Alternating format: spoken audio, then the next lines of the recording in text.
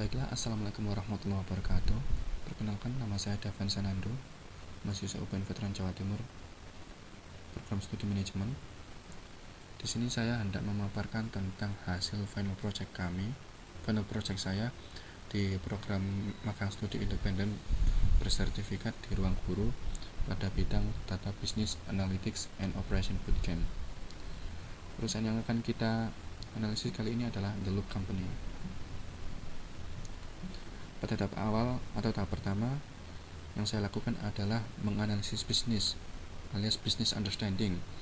Untuk hal ini yang dianalisis ada 5W dan 1H. Berikut keterangannya. Untuk what adalah produk dengan laba rendah hingga yang terbesar. Untuk yang who adalah produk departemen. Untuk yang where adalah di perusahaan The Loop ini. Untuk yang when, dataset yang akan kita analisis kali ini adalah dataset pada tahun 2019 hingga 2022. Untuk why, alasannya adalah alasan lebih lakunya produk yang akan kita analisis lebih lanjut ini nanti. Dan how, kesimpulan dan saran untuk perusahaan dan loop ini selanjutnya akan seperti apa. Baiklah, langsung ke tahap 2. Di tahap 2 saya mulai data understanding atau memahami data. Dari data set yang telah ada sebelumnya, saya mencoba untuk memahaminya. Seperti contohnya di sini, saya menggunakan dataset inventory items. Di sini ada 12 columns, dan yang nampak di sini ada kolom ID, kolom product ID, kolom create ad, kolom sold ad, kolom cost, kolom product category, kolom product name, kolom product brand, kolom produk retail price, dan kolom produk department. Untuk keterangannya sendiri pada dataset inventory items di sini sebagai berikut. Nah, selain itu saya juga ingin mengetahui apakah ada data-data yang hilang atau yang janggal di situ. Ternyata ada. Di kolom sold ad ada sekitar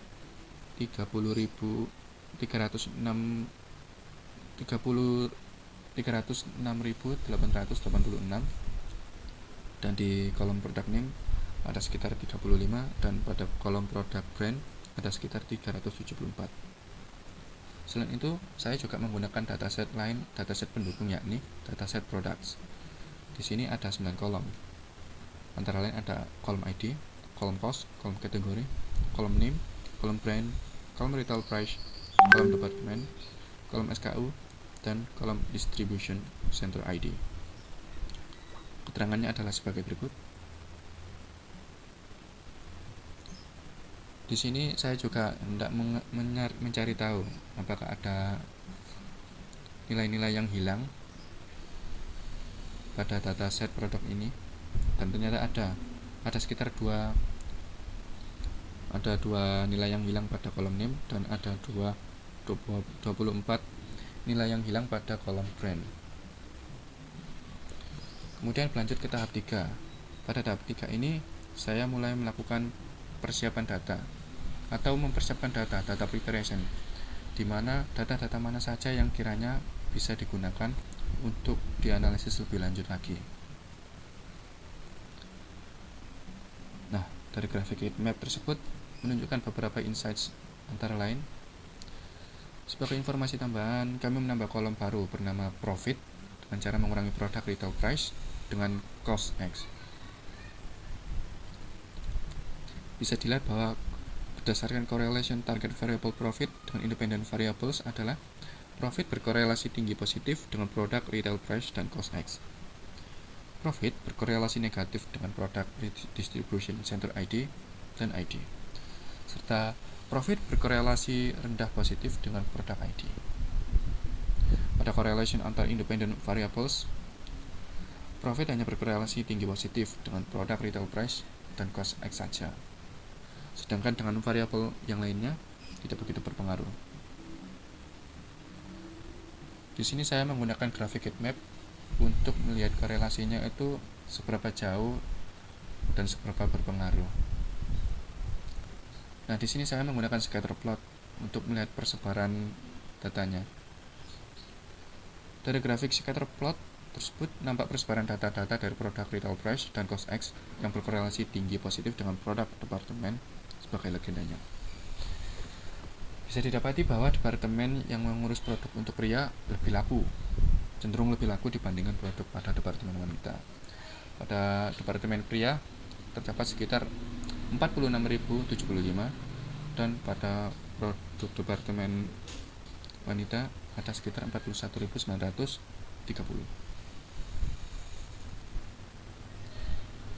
Kemudian di sini saya mencoba mengatasi outlier, handling outlier. Apa sih outlier itu? Sederhananya outlier adalah data pencilan atau data yang letaknya tuh terlalu jauh dari batas atas dan batas bawah, sehingga perlu dipertanyakan apakah data-data tersebut yang berupa outlier tersebut perlu dibuang, diubah, atau dibagaimanakan. Nah, dari penampakan kedua grafik tersebut, kami hendak menampilkan data-data sebaran beserta data pencilannya yang kemudian mengatasi pencilannya. Di sini batas bawahnya pada produk retail price adalah 0,15 dan pada batas atasnya di produk retail price adalah sebesar 0,85. Berdasarkan deskripsi pada slide ini, bisa kita dapati insight antara lain adalah perusahaan sebaiknya menjual produk yang harganya di sekitar 65-an saja. Kenapa? Karena semakin mahal produk, maka semakin kurang laris produk tersebut. Kemudian, jika memang berkenan menjual produk yang lebih mahal, saran kami sebaiknya pada saat penjualan diiringi juga dengan berbagai promosi, ya semacam bonus atau potongan harga barangkali. Kemudian di sini saya mencoba untuk formatting datanya. Kami mencoba mengubah kolom create ad dan sold ad menjadi tipe data datetime agar dapat lebih memudahkan kita untuk memahaminya. Tak lupa kita juga mengindekskan kolom sold ad untuk menjadikannya patokan dalam melihat grafik profit lebih akurat dari tahun ke tahun. Seperti ini hasilnya. Dari data frame kiri menjadi data frame yang kanan. Nah, di sini terdapat segelintir visualisasi penjualan produk berdasarkan kategorinya. Dari sini bisa dilihat bahwa terdapat keterangan bahwa produk dengan kategori intimates, jeans, fashion hoodies and sweatshirts, dan tops and tees adalah yang paling laku terjual dibandingkan produk dengan kategori yang lainnya. Berbanding sangat terbalik terhadap produk-produk dengan kategori clothing sets, jumpsuits and rompers, suits and skirts, ya yang lakunya paling sedikit. Dan di sini saya juga mencoba untuk memvisualisasikan profit atau keuntungannya. Nah, dari grafik ini insight yang kami dapatkan dari grafik dan informasi tersebut antara lain adalah terdapat sedikit perbedaan antara peringkat tertinggi dan rendah antara profit dengan jumlah produk yang terjual berdasarkan kategorinya. Nampak dari keterangan grafik dan informasi tersebut bahwa produk dengan kategori fashion, hoodies, and sweatshirts, shorts, dan swim adalah yang paling berpotensi menghasilkan laba lebih besar selama tahun berjalan. Berbanding sangat terbalik terhadap produk dengan kategori suits, clothing sets, dan jumpsuits and rompers. Divisi produk mungkin bisa lebih memberikan perhatian lebih guna memaksimalkan pengadaan dan penyimpanan untuk kategori produk yang lebih berpotensi menghasilkan laba terbanyak tersebut. Pada tahap 4 ini saya mencoba untuk memodelkan menggunakan model apa sih yang cocok pada dataset dan bisnis yang akan kita analisis ini. Apakah menggunakan simple linear regression, clustering, classification, atau yang lain? Mari kita simak. Nah, mula-mula kami dari Departemen Produk hendak menampilkan persebaran data antara produk retail price dengan profit menggunakan grafik scatter plot, dan beginilah penampakannya. tampak bahwa terdapat korelasi tinggi positif antara kedua variabel tersebut, yakni produk retail price dan profit. Seperti ini kodenya, ada di bawah ini,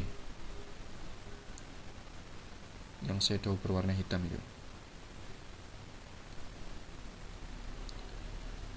Nah, di sini saya membagi data menjadi dua, yaitu data X dan data Y, data X train dan data train dan data test. Data train digunakan untuk melatih data, kemudian data test digunakan untuk menguji data. Di sini pada data X train sebagai data pelatihan untuk variabel X alias produk retail price sebesar 74.804. Pada data Y train sebagai data pelatihan untuk variabel Y alias profit sebesar 74.804 juga. Pada data X test sebagai data pengujian untuk variabel X alias produk retail price sebesar 13.201, dan pada data Y test sebagai data pelatihan untuk variabel Y alias profit sebesar 13.201.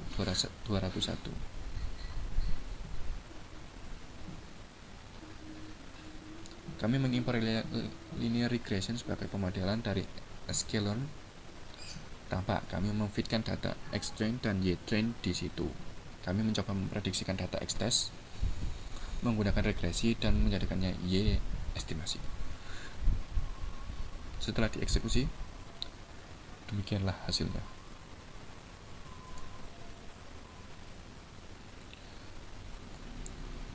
Sebagai tambahan info bahwa jika nilai MAE alias mean absolute error semakin mendekati 0, semakin baik, dan jika nilai R square semakin mendekati 1, maka semakin baik. Nah, di sini nilai MAE-nya saya mendapati sekitar 2,22 sekian. Kemudian untuk nilai R square-nya sebesar 0,905 sekian. Dalam artian di sini datanya cukup akurat, bahkan terbilang sangat akurat. Kemudian kami mencoba memprediksi produk retail price dengan memasukkan nilai 55, dan hasil estimasi profitnya adalah sekian. Profitnya sekitar 29,3 rupiah atau dolar lah. Nah, di sini ada visualisasi hasil estimasi data training dan data testing. Pada hasil data training hasilnya seperti ini, dan pada visualisasi hasil estimasi data testing hasilnya seperti ini. Yang data training di kiri dan data testing ada di kanan.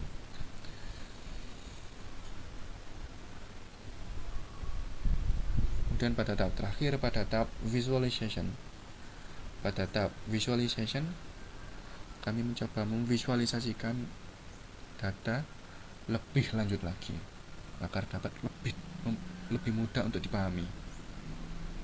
Kemudian untuk diambil kesimpulan akan dibawa kemana data-data ini nantinya di bisnis ini, alias di The Loop Company. Ini contoh visualisasi datasetnya berdasarkan tahunnya. Biru dari tahun 2019, yang oranye dari tahun 2020, yang hijau dari tahun 2021, dan yang merah dari tahun 2022.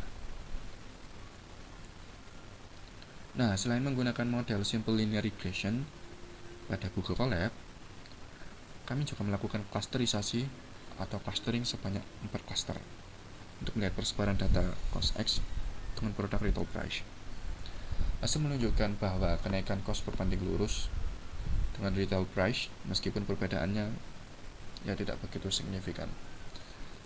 Profit minimal ada di kisaran 677 pada kategori produk clothing sets, dan profit maksimal ada di kisaran 167.353 pada kategori produk fashion hoodies and sweatshirts. Ya, tampak bahwa persebaran variasi kategori produk lebih banyak di klaster 2 dan 3, yang mana itu merupakan klaster dengan profit menengah ke atas.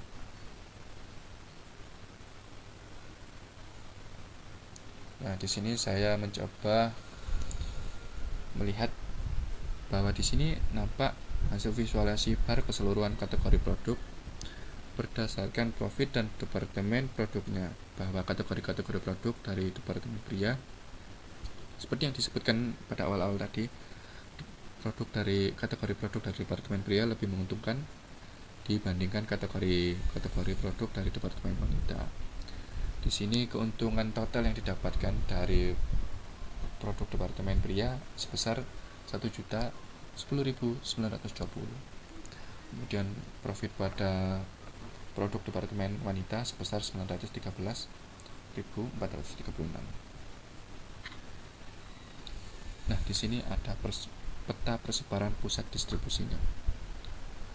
Jadi Los Angeles, Chicago, Memphis, New Orleans, Charleston, Port Authority of New York.